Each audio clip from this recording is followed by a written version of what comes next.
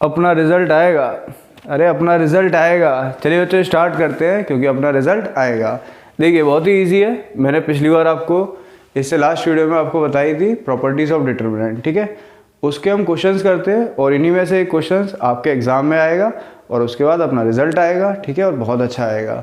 चलिए तो स्टार्ट करते हैं इसके क्वेश्चंस। देखिए पहले 3 बहुत ही बेसिक से क्वेश्चंस करते हैं जिससे आपको समझ आ जाएगा कि हमें नेक्स्ट क्वेश्चन कैसे करने हैं। उसके बाद मैं 3 क्वेश्चंस कराऊंगा ऐसे, जिन 3 क्वेश्चंस में से पक्का क्वेश्चंस आपके बोर्ड में जरूर आएगा 6 मार्क्स का, ठीक है। चलिए तो फर्स्ट वाला क्वेश्चन देखते हैं। फर्स्ट वाला क्वेश्चन क्या है, देखिए ऊपर क्या लिखा है, सॉल्व द डिटर्मिनेंट। ऐसे ही क्वेश्चन लिखा आएगा, solve the determinant using properties. जो प्रॉपर्टीज हमने पढ़ी है ना, उन्हीं प्रॉपर्टीज को यूज करना है। एंड विदाउट एक्सपेंडिंग, अगर ये वर्ड लिखा आ जाए विदाउट एक्सपेंडिंग या लिखा आ जाए यूजिंग प्रॉपर्टी, समझ जाइएगा मतलब एक ही है कि हमें प्रॉपर्टी से आपका डिटर्मिनेंट सॉल्व करना है, ठीक है। देखिए क्वेश्चन नंबर 1 क्या है, प्रूफ। ये एक डिटर्मिनेंट दे रखा है आपको, X Y Z A B C X plus A Y plus B Z plus C equals to 0, मतलब हमें इसकी वैल्यू 0 प्रूफ करनी है, ठीक है, लेकिन प्रॉपर्टी का यूज करके। चलिए करके देखते हैं इसको। देखिए इस क्वेश्चन को देखते ही हमें समझ में आ रहा है कि अगर ये कॉलम है C1 C2 C3, अगर कॉलम C1 को C2 से ऐड कर दिया जाए, अगर कॉलम C1 को C2 से ऐड कर दिया जाए तो आपको क्या मिलेगा, x plus A Y plus B Z plus C, है ना। तो चलिए इसको ट्राई करते हैं यहाँ पर। देखिए सबसे पहले आप कुछ ऐसे लिख लीजिएगा, X Y Z A B, ये क्या है ए बी सी, और क्या है x plus A Y plus B और z प्लस सी, ये लिख दिया। इसको यहाँ पर ऐसा लिख लीजिएगा डेल्टा। डेल्टा क्या होगी इसकी वैल्यू, ठीक है। अब जो मैं बात कर रहा था कि अगर C1 को C2 से ऐड कर दिया जाए तो आपको क्या C3 जैसा मिलेगा या नहीं, बताइए। C1 को C2 से ऐड करते ही तो यहाँ पर आप इस तरीके से लिखेंगे ऑपरेशन C1, ये वाला C1 plus C2, C1 tends to या C1 operation C1 plus C2। ये बिल्कुल वही वाली प्रॉपर्टी है जो मैंने आपको पिछले वीडियो में बताया था, ऐसा कि R1 operation R1 plus K times of R2। तो यहाँ अगर K की वैल्यू आप 1 ले लोगे तो यहाँ पर 1 into R2, R1 plus R2 जैसे ही तो हो जाएगा ना। तो ऐसे ही अगर आप चाहो तो C1 ले सकते हो, बोला था C1 पे भी काम करेगी तो C1 प्लस C2। तो हम वो वाली प्रॉपर्टी यूज़ कर रहे हैं, समझ गए ना, कि किसी भी कॉलम को किसी भी कॉलम के साथ कितने भी टाइम्स ऐड कर सकते हैं। तो ये चीज़ समझ आ गई। जैसे ही आप इसको करेंगे तो फिर आपके पास इक्वल्स टू लगाना है, फिर आपका जो C1 है वो क्या बन जाएगा, C1 प्लस C2 बन जाएगा। तो C1 को C1 प्लस C2 मतलब x को किससे जोड़ देना है आपको, a से। तो C1 पे जहाँ पर x लिखा था आप क्या लिख जाएगा, x प्लस a लिख जाएगा या नहीं, बताइए।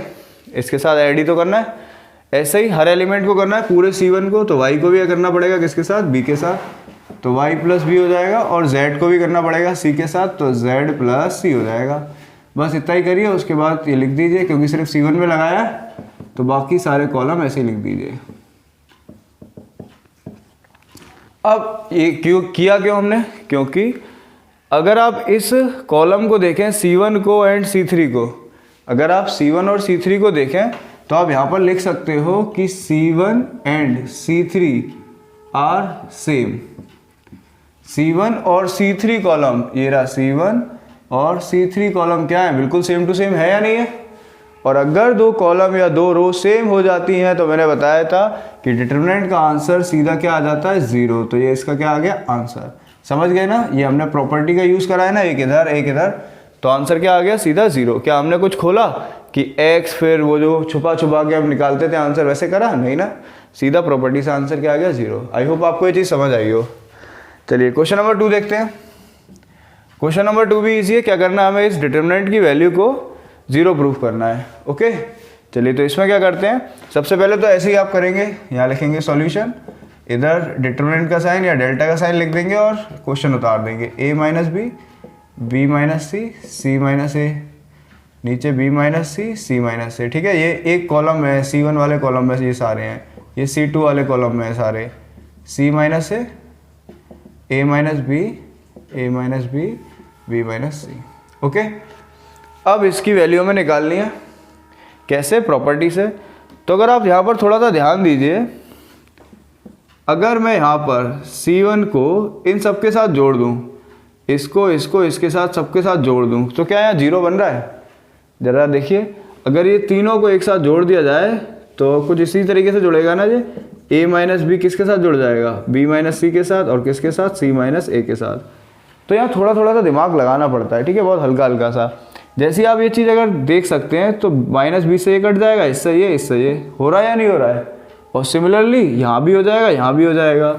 तो यहाँ पर हम क्या लगाएंगे? यहाँ हम लगाएंगे C1 ऑपरेशन, और जो भी ऑपरेशन पहले लिखेंगे वही यहाँ पर पहले लिखेंगे। C1 plus 1 times of C2 plus 1 times of C3। ये मैंने आपको लास्ट टाइम बताया था कि आप एक कॉलम के साथ दूसरे को भी जोड़ सकते हो, कितने भी टाइम्स तीसरे को भी जोड़ सकते हो, है ना। तो बस कुछ नहीं है, यहाँ पर आपको डायरेक्ट फिर यहाँ लिख के भी दिखाना है कि C1 को क्या करा है आपने? C1 plus C2 plus C3। तो यहाँ क्या आएगा आपका? A माइनस बी प्लस ये वाला B minus C plus C minus A. ये पूरा C1 कॉलम है ये पूरा, ठीक है। अब ऐसे ही C1 पे इन सबको भी ऐड करना है, तो यहाँ क्या आ जाएगा? B minus C plus C minus A plus A minus B. है ना। थोड़ा थोड़ा सीखेंगे जब भी अच्छे वाले क्वेश्चंस पर अच्छे से ध्यान लगा पाएंगे। फिर ऐसे ही इसको भी कर दें, क्योंकि C1 के सारे ऐड करने हैं ना। इसको इस वाले को इन दोनों के साथ कर दिया, इस वाले को इन दोनों के साथ कर दिया। अब इस वाले को इसके साथ करेंगे तो क्या आएगा? C माइनस ए और plus A minus B plus B minus C. समझ गए? तो ये अकेला C1 कॉलम है, क्योंकि C1 की जगह हमने क्या करा? C1 plus C2 plus C3। समझ गए? बाकी C2 कॉलम आप ऐसे ही लिख दीजिए। C2 कॉलम क्या है आपका? B minus C, C minus A minus B, और C3 कॉलम क्या है आपका? C minus A minus B और B माइनस सी। समझ गए या नहीं? अब इसके बाद देखिए इन सबको यहीं पर ही आप देख लीजिए। इसके आगे छोटा सा स्टेप ये रहा, इसके बाद यहाँ लिख देते हैं कि अगर आप इसको देखें C1 को, तो ये सब कट रहे हैं ना, तभी तो ऐड किए थे। तो यहाँ क्या आया? 0। ये देखिए ये भी कट गए सारे, 0। यहाँ minus A plus A, minus B plus B, C minus C, क्या आ गए? 0। और बाकी ये C2 ऐसे ही बचेगा, C माइनस ए माइनस बी, C माइनस ए माइनस बी, B माइनस सी। ठीक है। अब एक प्रॉपर्टी मैंने आपको बताई थी कि अगर किसी भी रो या किसी कॉलम में सारे एलिमेंट 0 आ जाए, तो यहाँ C1 पे आप देखो तो सारे एलिमेंट क्या आ गए? 0। तो आपको सॉल्व नहीं करना, सीधे आंसर क्या लिखना है? 0। तो इसका ये क्या आ गया? आंसर 0 आ गया, है ना। इजी। हाँ जी बच्चों, तो अब आते हैं हम थर्ड वाले क्वेश्चन पर। ठीक है, थर्ड वाला क्वेश्चन देखिएगा।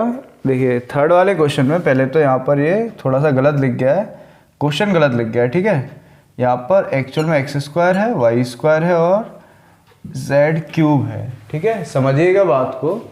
और यहाँ पर ये गिवन है, इफ इसकी वैल्यू 0 है देन, समझिएगा, देन इस क्वेश्चन को पूरा लिख लीजिए पहले। Then show that 1 plus X Y Z equals to 0। ये आपको शो करना है। ओके, ये क्वेश्चन सीबीएसई के लिए बहुत इंपॉर्टेंट है, 6 मार्क्स के लिए ये क्वेश्चन बहुत इंपॉर्टेंट है।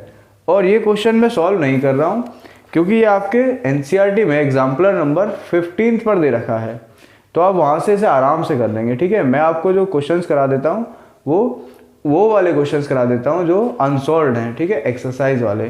तो इस क्वेश्चंस को आप आराम से ट्राई करिएगा बहुत अच्छे से, क्योंकि जो चीज़ आप खुद से करेंगे ना दिमाग लगा के, वो चीज़ आपको ज़्यादा बेटर याद रहेगी। ठीक है, तो प्लीज़ खुद से इसे 2 से 3 बार करिएगा।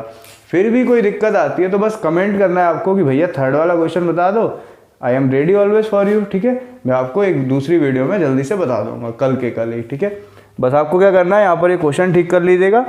ये भी क्या है? जेड स्क्वायर है। और एग्जाम्पल नंबर 15 से जल्दी से सॉल्व कर लीजिएगा, नहीं आए तो बता दीजिएगा। तो चलिए बच्चों, नेक्स्ट वीडियो में मैं 2 क्वेश्चंस और कराने वाला हूँ जो बहुत ज़्यादा इंपॉर्टेंट है। 2 या 3 कराऊंगा, उन 2 या 3 क्वेश्चंस को प्लीज़ देखिएगा अच्छे से, उनमें से बोर्ड में ज़रूर आएगा। चलिए तब तक के लिए बाय बाय, मिलते हैं नेक्स्ट वीडियो में, शेयर कर दीजिएगा।